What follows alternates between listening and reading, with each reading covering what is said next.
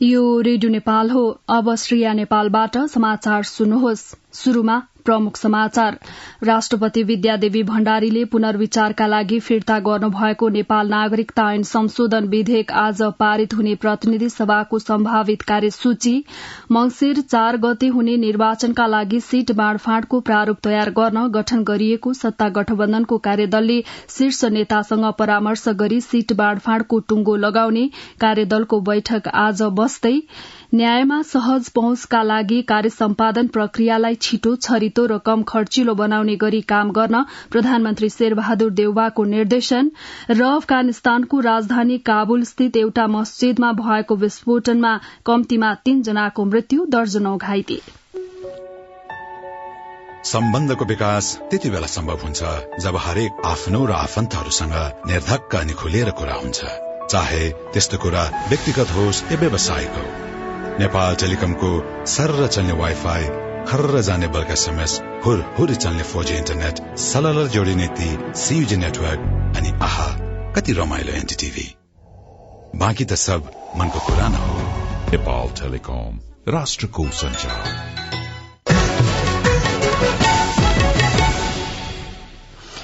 अब समाचार विस्तारमा।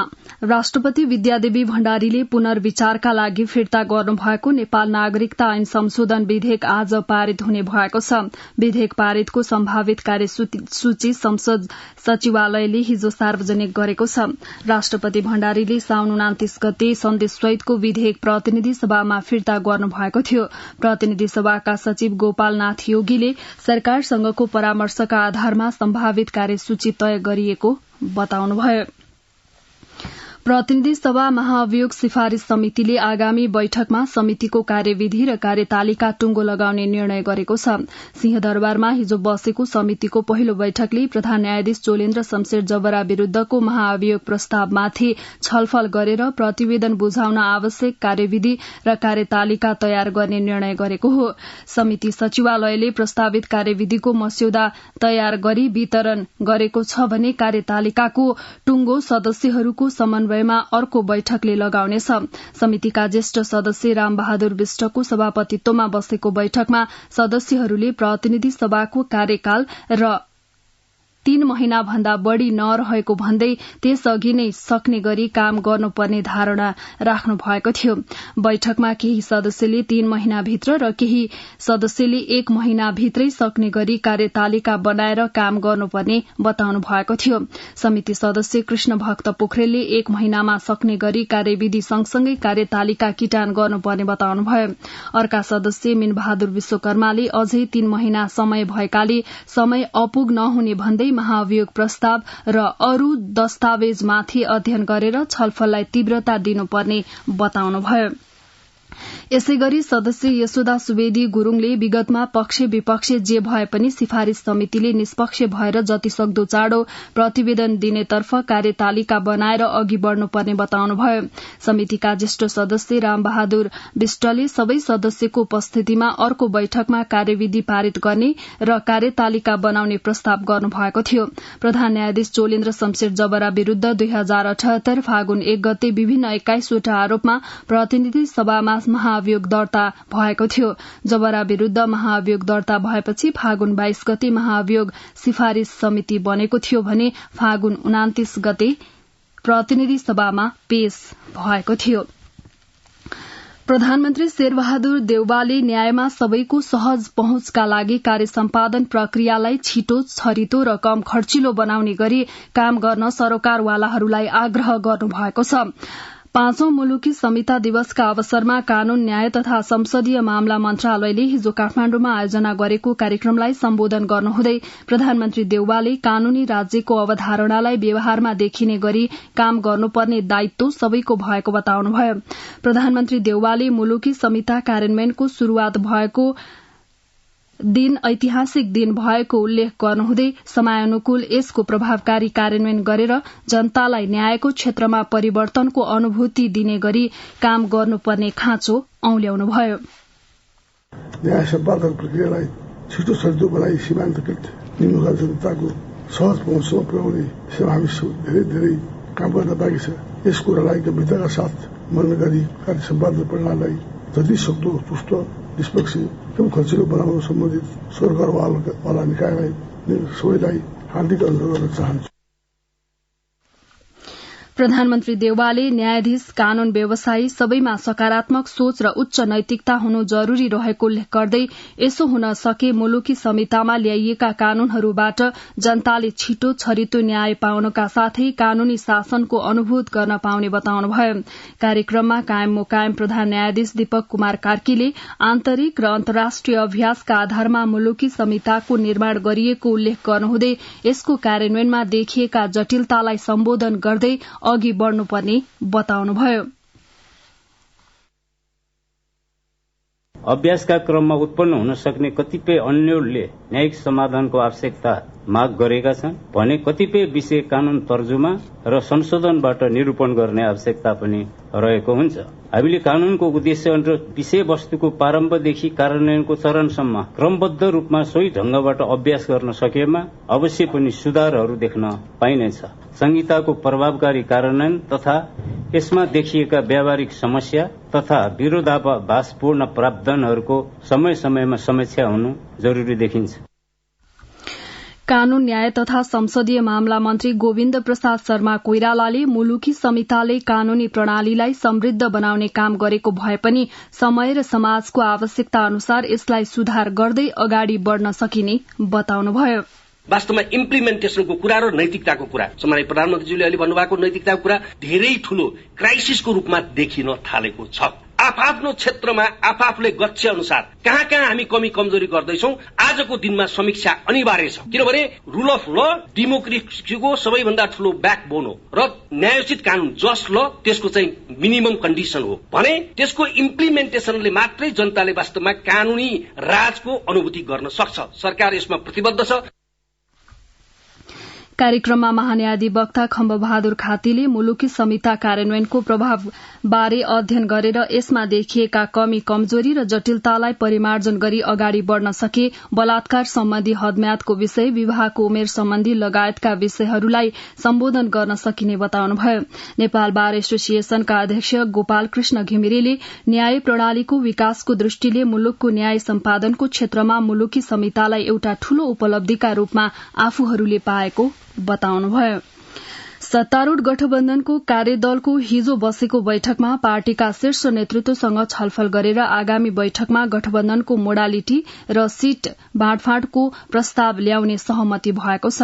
प्रधानमन्त्री निवास बालुवाटारमा हिजो बसेको बैठकपछि संचारकर्मीहरूसँग कुरा गर्नुहुँदै कार्यदलका सदस्य एवं संचार तथा सूचना प्रविधि मन्त्री ज्ञानेन्द्र बहादुर कार्कीले बैठकमा कार्यदलका संयोजक र सदस्यहरूले पार्टीका शीर्ष नेतृत्वसँग छलफल गरेर अगाडि बढ़ने सहमति भएको बताउनुभयो।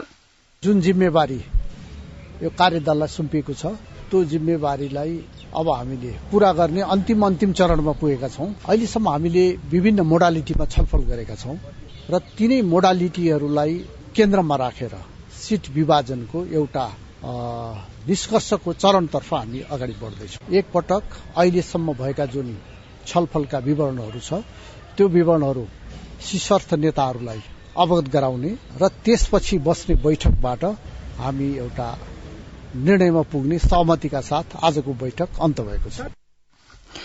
कार्यदलका संयोजक र सदस्यहरूको पार्टीका शीर्ष नेतृत्वसँगको छलफल र परामर्शपछि गठबन्धन सम्बन्धी विषयहरूको टुंगो लाग्ने पनि मन्त्री कार्कीले बताउनुभयो।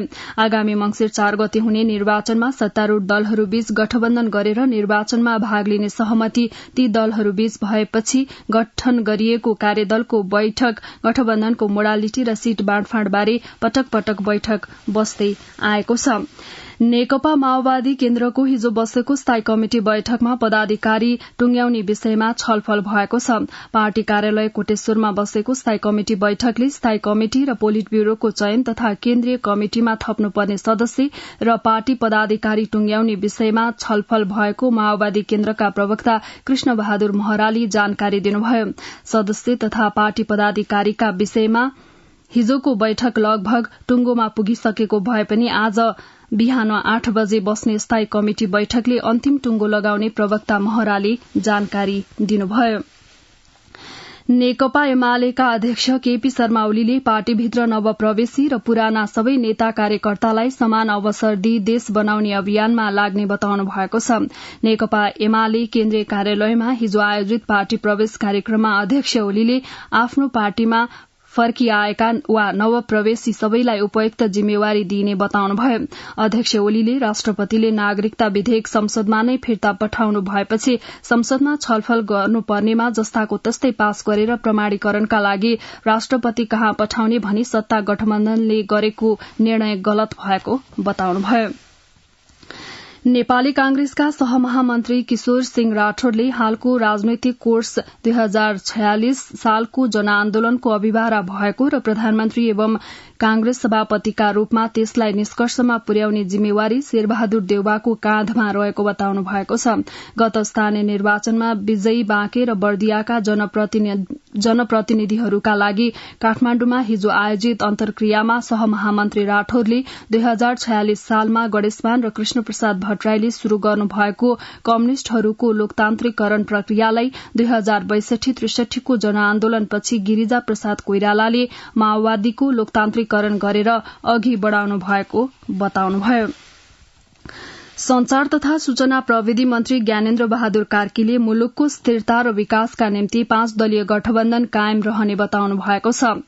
सन्त नेता कृष्ण प्रसाद भट्टराई फाउण्डेशनले हिजो काठमाण्डुमा आयोजना गरेको कार्यक्रममा मन्त्री कार्कीले आर्थिक सामाजिक र सांस्कृतिक विकाससँगै समृद्ध मुलुक निर्माणका निम्ति आगामी मंसिर 4 गते हुने संघीय र प्रदेशसभा सदस्यको निर्वाचनमा गठबन्धन कायम रहने बताउनुभयो। उहाँले नेपालको जलस्रोत पर्यटन र कृषिमा प्रचुर सम्भावना भएकोले भरपूर उपयोग गरेर मुलुकलाई आगामी 10 वर्षभित्रमा समृद्ध मुलुकका रूपमा विकास गर्दै रोजगारीको सृजना गरी विदेशिएका युवालाई स्वदेशमै रोजगार बनाउने योजना पनि रहेको बताउनुभयो। निर्वाचन आयोगले आगामी मंसिर 4 गते एकै चरणमा सम्पन्न हुने प्रतिनिधि सभा सदस्य तथा प्रदेश सभा सदस्य निर्वाचनको प्रभावकारी सुरक्षा व्यवस्थापनका लागि नेपाल सरकारलाई 4 बुँदे निर्देशन दिएको छ। आयोगले प्रधानमन्त्री तथा मन्त्री परिषदको कार्यालय तथा गृह मन्त्रालयलाई निर्वाचन आयोग ऐन 2073 को दफा 4 बमोजिमको सुरक्षा योजना तयार गरी आयोगमा उपलब्ध गराउन निर्देशन दिएको हो। त्यसैगरी गत वैशाख 30 गतेसम्म सम्पन्न विभिन्न निर्वाचनबाट उपलब्ध तथ्याङ्क समेतका आधारमा मतदान कार्यमा विभिन्न खालका अवरोध सृजना भएका अति संवेदनशील तथा संवेदनशील मतदान केन्द्रमा हुने मतदान कार्यमा अवरोध नहुने अवस्थाको सुनिश्चितता हुने गरी विस्तृत सुरक्षा योजना तयार गरी सुरक्षाकर्मी खटन पटनको प्रभावकारी व्यवस्था मिलाउन निर्देशन दिएको छ। ऊर्जा जलस्रोत तथा सिंचाई मन्त्री पम्फा भूषालले विद्युत वितरण क्षेत्रको चुहावट रोक्नु चुनौतीको विषय रहेको बताउनु भएको छ। हिजो नेपाल विद्युत प्राधिकरणको 37औं वार्षिक उत्सवका अवसरमा मन्त्री भूषालले आगामी दिनमा वितरणतर्फको चुहावट घटाउनका लागि अन्तर्राष्ट्रिय मापदण्ड कार्यान्वयन गर्न जरूरी रहेको र यसका लागि वितरण संरचना सुधारमा ध्यान दिन आवश्यक रहेको बताउनुभयो। अघिल्लो वर्ष विद्युत चुहावट नियन्त्रणबाट करिब 2 अर्ब रूपियाँ आमदानी भएको पनि उहाँले स्मरण गराउनुभयो। देश विकासका लागि ऊर्जा क्षेत्रको थप विकास नभएसम्म आर्थिक फड्को मार्न कठिन हुने उहाँले धारणा राख्नुभयो। विद्युत उत्पादन बढ़दै जाँदा आन्तरिक खपत बढ़ाउने कार्यमा ध्यान दिन पनि मन्त्रीले प्राधिकरणलाई आग्रह गर्नुभयो।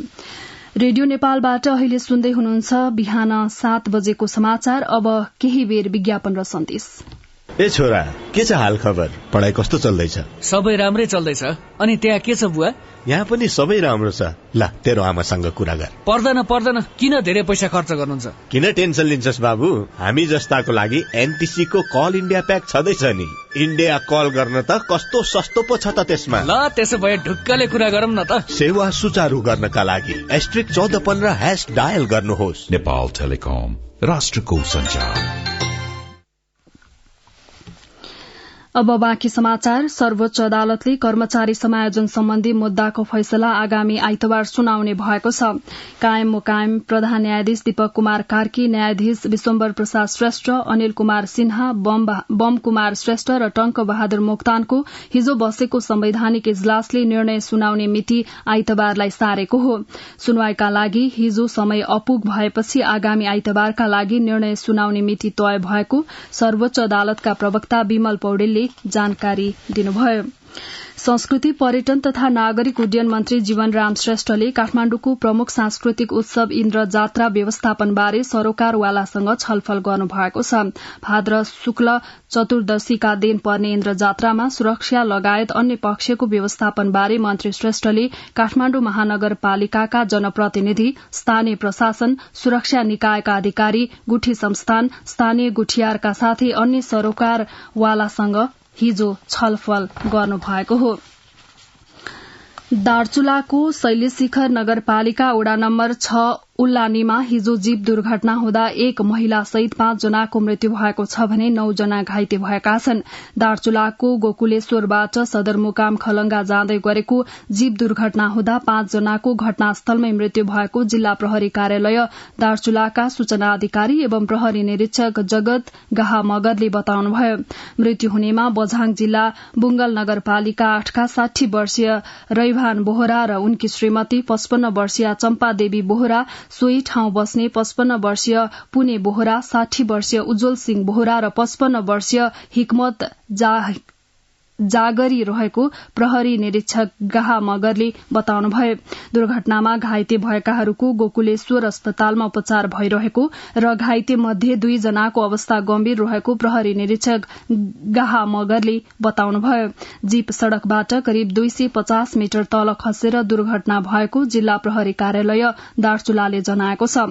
यसैबीच गृहमन्त्री बालकृष्ण खाँडले दार्चुलाको शैलेशिखर 6 मा भएको जीप दुर्घटनाका घाइतेको उपचारमा कुनै कमी हुन नदिन निर्देशन दिनुभएको छ। गृहमन्त्री खाँडले हिजै दार्चुलाका प्रमुख जिल्ला अधिकारी दीर्घराज उपाध्याय तथा सुरक्षा निकायका प्रमुखलाई टेलिफोन गरी घाइतेको उपचारमा कमी हुन नदिन निर्देशन दिनुभएको हो। सामाजिक सुरक्षा कोषले योगदानकर्ता सापट्टी शुरू गरेको छ। श्रम, रोजगार तथा सामाजिक सुरक्षा मन्त्री शेरबहादुर कुँवरले हिजो मन्त्रालयमा आयोजित कार्यक्रममा 2 जना योगदानकर्तालाई अनलाइन मार्फत विशेष सापट्टी रकम भुक्तानी गरेर विशेष सापट्टी योजना कार्यक्रम शुरू गर्नु भएको हो। मन्त्री शेरबहादुर कुँवरले योगदानकर्ता विशेष सापट्टी र मोबाइल एपको शुभारम्भ गर्नुभयो। कार्यक्रममा मन्त्री कुँवरले कोषका योजनालाई व्यवस्थित बनाउन र सामाजिक सुरक्षाको दायरालाई फराकिलो बनाउन आग्रह गर्नुभयो। देशभर हिजो थप 852 जनामा कोरोना संक्रमण पुष्टि भएको छ। 6383 जनाको कोरोना परीक्षण गर्दा 852 जनामा कोरोना संक्रमण पुष्टि भएको स्वास्थ्य तथा जनसंख्या मन्त्रालयले जनाएको छ। यस्तै हिजो 328 जना कोरोना संक्रमण मुक्त भएका छन्। हाल संक्रमण मुक्त हुने दर 98.2% रहेको मन्त्रालयले जनाएको छ। हाल देशभर 5462 जना सक्रिय संक्रमित रहेको मन्त्रालयले जनाएको छ। त्यस्तै पछिल्लो 24 घण्टामा 1,89,767 जनाले कोरोना विरूद्धको खोप लगाएका छन्। पछिल्लो समय काठमाण्डु उपत्यका लगायत देशका धेरै जिल्लामा डेंगूको प्रकोप बढ़दै गएको छ। सामान्यतया काठमाण्डु उपत्यकामा दशैं तिहारको समयपछि डेंगू देखिने गरेकामा अहिले नै डेंगूले धेरैलाई आक्रान्त बनाएको छ। यो चाँडै नियन्त्रणमा नआउने हो भने प्रकोपको रूप लिन सक्ने विज्ञको आकलन छ। संवाददाता सरिता खनालको यो रिपोर्ट। शुक्रराज ट्रपिकल तथा सरुवा रोग अस्पतालमा हरेक दिन डेंगूका शंकास्पद बिरामीको चाप बढ़न थालेको छ। अस्पतालका अनुसार 10-15 दिन अघिसम्म उपत्यका बाहिरका संक्रमित मात्रै भर्ना हुने गरेकोमा पछिल्लो केही दिन यता उपत्यकामा डेंगूबाट संक्रमित बिरामीको संख्यामा वृद्धि भएको र शुक्रराज ट्रपिकल तथा सरुवा रोग अस्पतालमा भर्ना हुनेको संख्या पनि बढ़न थालेको छ। अस्पतालमा दैनिक जसो डेंगूका लक्षण देखिएका र परामर्श गर्न आउनेहरूको संख्या अत्यधिक हुने गरेको शुक्रराज ट्रपिकल तथा सरुवा रोग अस्पताल टेकुका क्लिनिकल ट्रपिकल रिसर्च युनिट प्रमुख डाक्टर शेरबहादुर पुनको भनाइ छ। उहाँले यसरी अस्पतालमा बिरामीको चाप बढ्नु भनेको समुदाय स्तरमा डेंगू फैलिसकेको बुझ्न सकिने भन्दै यो थप बढ्ने र महामारीको रूप लिन सक्ने भएकाले यसतर्फ समयमै सचेत रहनुपर्नेमा जोड़ दिनुभयो। हरेक वर्ष दशैं तिहारको वरिपरि देखिने जुन डेंगूको सानोतिनो प्रकोप थियो त्यो चाहिँ अहिले नै सुरु भएको देखिन्छ। यति धेरै देखिन्छ भन्ने चाहिँ अब हामीलाई लागेको थिएन, तर अहिले अब व्यापक रूपमा फैलिँदो क्रममा देखिन्छ। हरेक मान्छेहरूले चाहिँ डेंगूको लक्षण लिएर आउने उहाँहरूले परामर्श गर्ने यो चाहिँ अत्याधिक मात्रामा छ। त्यसले गर्दाखेरि चाहिँ अहिलेको जुन अवस्था छ त्यो चाहिँ पक्कै पनि अलिकति अस्वाभाविक, अलिक ढिलो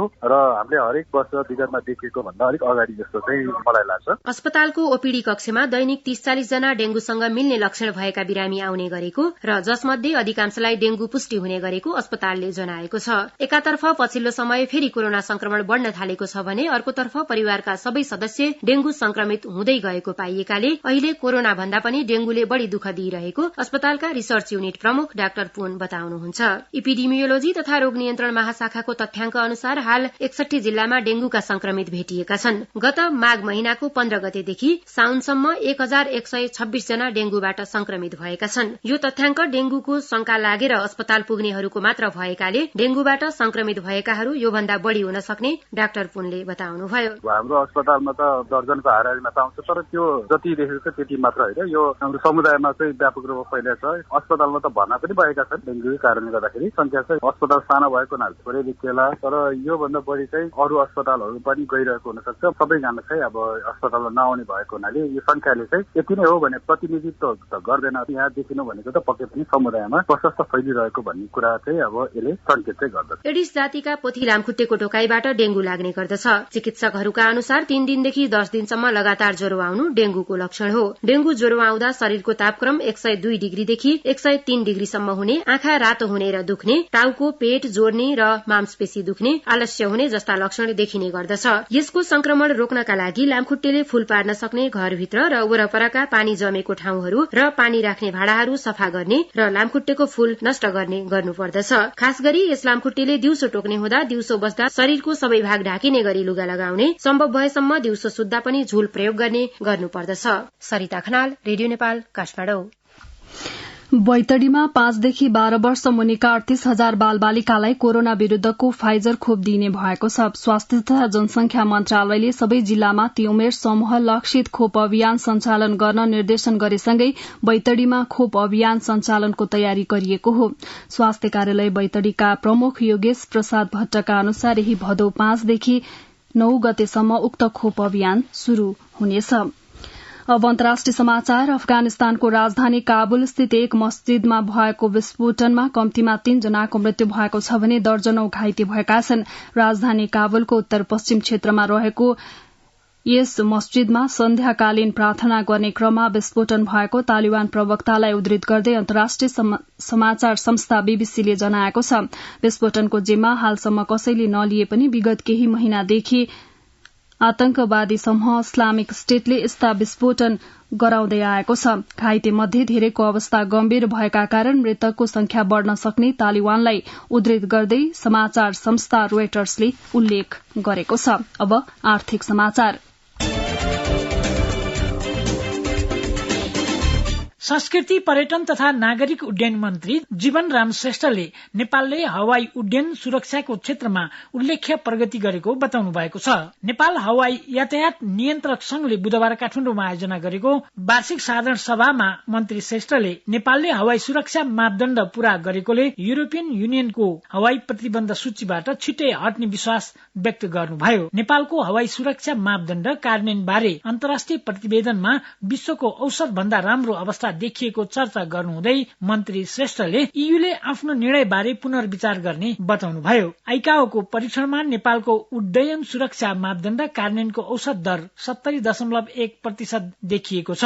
सन् 2013 यता युरोपियन युनियनले हवाई प्रतिबन्ध सूचीमा नेपाललाई राखेको छ भने आइकाओले सन् 2017 देखि प्रतिबन्ध फुकुवा गरेको छ। सिमेन्ट उद्योगीहरूले वन नियमावलीमा रहेका केही प्रावधानहरूका कारण सिमेन्ट उद्योग संकटमा परेको भन्दै सरकारको ध्यानाकर्षण वितरण गराउनु भएको छ।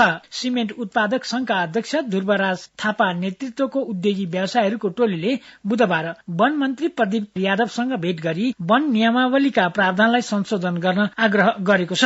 उद्योगी व्यवसायीहरूसँगको भेटमा वन तथा वातावरण मन्त्री प्रदीप यादवले उद्योगीहरूले उठाएका मागलाई नियमावली संशोधन गरेर भए पनि संशोधन गर्ने प्रतिबद्धता व्यक्त गर्नुभयो। ठूलो रकम घर जग्गामा लगानी गरेर सहकारी संस्थाहरू डुब्न थालेपछि सहकारी विभागले त्यसमा लगानी नगर्न निर्देशन दिएको छ। विभागले कर्जा लगानी गर्दा तत्काल प्रतिफल प्राप्त हुने ससाना व्यवसायमा लगानी गर्ने र स्थिर सम्पत्तिहरूमा मुख्य गरी घर जग्गा कर्जामा लगानी नगर्न सहकारीहरूलाई निर्देशन गरेको हो। विभागका रजिस्ट्रार रुद्रप्रसाद पण्डितले बजारमा अहिले सहकारी संस्थाहरूमा देखिएको समस्या र मौद्रिक नीति तथा तरलताका विषयलाई ध्यानमा राखी निर्देशन जारी गरिएको बताउनुभयो। सहकारी संस्थाहरूलाई आवधिक र ठूलो बचत संकलनमा भन्दा नियमित बचतमा जोड़ दिन, ऋण असुलीमा तीव्रता दिन तथा कर्जा लगानी गर्दा संचालक समितिको बैठकबाट निर्णय गराएर मात्र लगानी गर्न निर्देशनमा भनिएको छ। सरकारले सिंहदरबारबाट ग्यास सिलिण्डर विस्थापनको अभियान शुरू गरेको छ। भदौ 1 गते बुधबारदेखि सबै मन्त्रालयका भान्साबाट खाना पकाउने ग्यासका सिलिण्डर हटाउन शुरू गरिएको हो। अर्थ मन्त्रालयको सचिवालय, महाशाखा र चमेना गृहमा विद्युतीय चुलो प्रयोग गर्न शुरू गरिएको छ। सरकारको निर्णय अनुसार नै ग्यास चुलो हटाएको अर्थ मन्त्रालयका प्रवक्ता ढुण्डी प्रसाद निरौलाले जानकारी दिनुभयो। आर्थिक समाचार प्रस्तुत गर्दै हुनुहुन्थ्यो भुवन आचार्य। अब खेल समाचार। बंगलादेश विरूद्धको मैत्रीपूर्ण खेलका लागि राष्ट्रिय फुटबल टोलीको औपचारिक प्रशिक्षण शुक्रबारबाट शुरू हुने भएको छ। छनौटमा परेका 40 खेलाड़ीलाई बुधबार दिउँसो सम्पर्कका लागि डाकिएको अखिल नेपाल फुटबल संघ एन्फाका प्रवक्ता सुरेश शाहले जानकारी दिनुभयो। दशरथ रंगाशालामा असोज 11 गते हुने बंगलादेश विरूद्धको मैत्रीपूर्ण खेलका लागि मात्र राष्ट्रिय टोलीको मुख्य प्रशिक्षकको जिम्मेवारी पाएका प्रदीप भुमागाई बुधबार बिहान अमेरिकाबाट स्वदेश फर्किनु भएको छ। एन्फाले मुख्य प्रशिक्षक अब्दुल्लाल अलमुतारीका बारेमा निर्णय लिने जिम्मेवारी महासचिव किरण रायलाई दिएको छ। हुमागाईको सिफारिशमा एन्फाले आइतबार 40 खेलाड़ीलाई प्रारम्भिक छनौटमा बोलाएको थियो। छनौटमा युवा र अनुभवी खेलाड़ीलाई समेटिएको छ। अलमुतारीले बाहिर राखेका कप्तान किरण चेम्जुङ सहितका खेलाड़ी प्रारम्भिक छनौटमा परेका छन्। 1 महिना अघि मालदिवसमा आयोजना भएको 54औं एसियन शारीरिक सुगठन तथा फिजिक स्पोर्ट च्याम्पियनशीपमा पदक विजेता खेलाड़ीहरूले बुधबार राष्ट्रिय खेलकुद परिषदका सदस्य सचिव टंकलाल घिसिङसँग भेटवार्ता गरेका छन्। भेटवार्ता गर्ने खेलाड़ीहरूमा उमेश राई, राजु राई र सुजिता मानन्दर रहेका छन्। साउन 4 गतेदेखि भएको च्याम्पियनशीपमा नेपालका 2 पुरुष र 1 महिला गरी 3 खेलाड़ीहरूले सहभागिता जनाएकोमा खेलाड़ीहरूले 1 रजत र 1 काँस्य पदक हासिल गर्न सफल भएका थिए। खेल समाचार प्रस्तुत गर्दै हुनुहुन्थ्यो अजय बम। अब मौसम सम्बन्धी जानकारी। आज देशभर आंशिकदेखि सामान्य बदली रहेकै स्थानमा मेघगर्जन सहित वर्षा हुने जल तथा मौसम विज्ञान विभागले जनाएको छ। गत 24 घण्टामा काठमाडौँ उपत्यकामा मापन गरिएको अधिकतम तापक्रम 30.2 डिग्री सेल्सियस, न्यूनतम तापक्रम 21.6 डिग्री सेल्सियस। अहिले बिहानको सापेक्षिक आर्द्रता 93%। आज दिउँसो काठमाडौँ उपत्यकाको अधिकतम तापक्रम 29 देखि 31 डिग्री सेल्सियसका बीच रहने अनुमान गरिएको छ। काठमाडौँ उपत्यकामा सूर्योदय अघि बिहान 5:36 भयो भने सूर्यास्त भरे साँझ 6:40 हुनेछ। अन्त्यमा यस प्रसारणका प्रमुख समाचार फेरि एकपटक। राष्ट्रपति विद्यादेवी भण्डारीले पुनर्विचारका लागि फिर्ता गर्नुभएको नेपाल नागरिकता ऐन संशोधन विधेयक आज पारित हुने प्रतिनिधि सभाको सम्भावित कार्यसूची।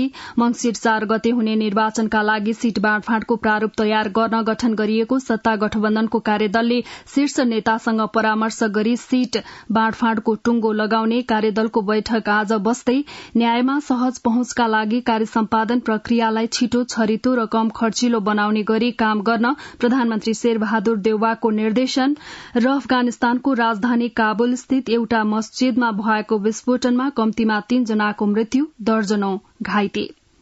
रेडियो नेपालबाट बिहान 7 बजेको समाचार सकियो। अर्को बुलेटिन 8 बजे अंग्रेजीमा सुन्न सक्नुहुनेछ। हवस् त, नमस्कार।